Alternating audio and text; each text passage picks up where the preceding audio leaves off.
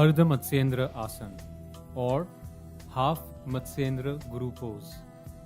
There are many variations in the way one can do this asana.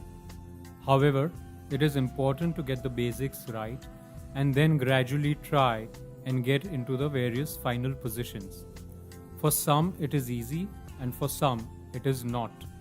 It depends on your flexibility and the amount of practice you have had. Sit on the floor with your legs stretched out and feet together. The back is always kept erect throughout this asana. Now bend your right knee and fold the leg with the right foot crossed over the left leg and the foot placed next to and touching the left knee. The right knee is directly pointing upwards.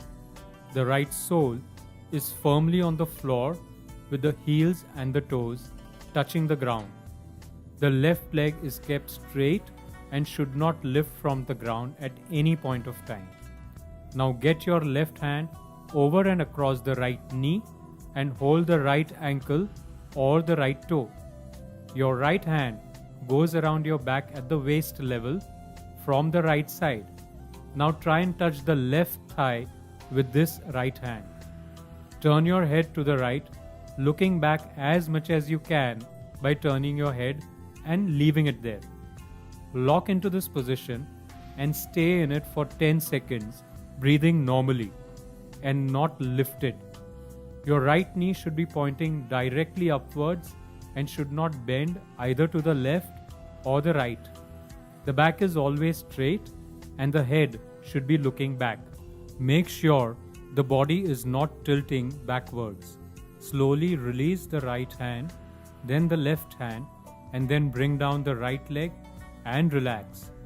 Now repeat this by changing the hands and legs.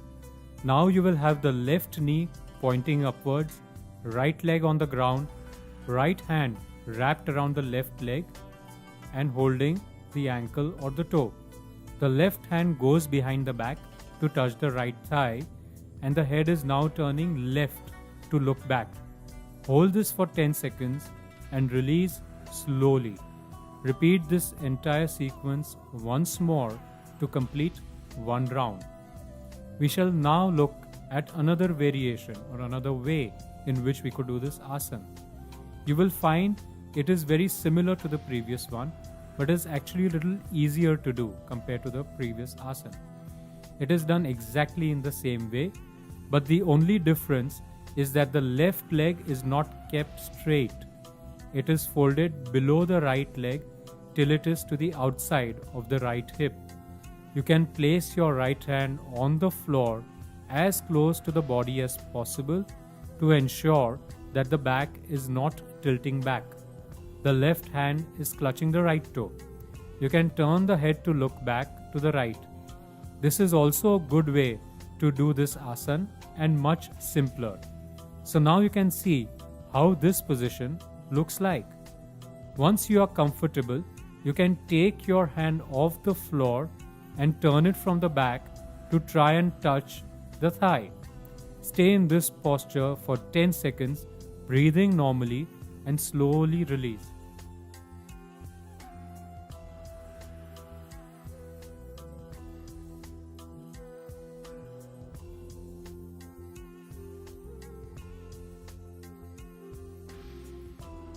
Now alternate the hands and legs and repeat the asana.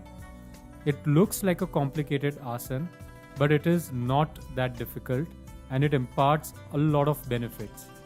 The main benefits are toning the spinal nerves and it improves the functioning of the spinal cord apart from increasing spinal elasticity.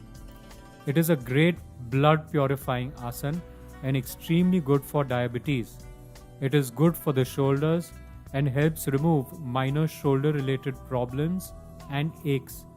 It is very beneficial for the female reproductive systems.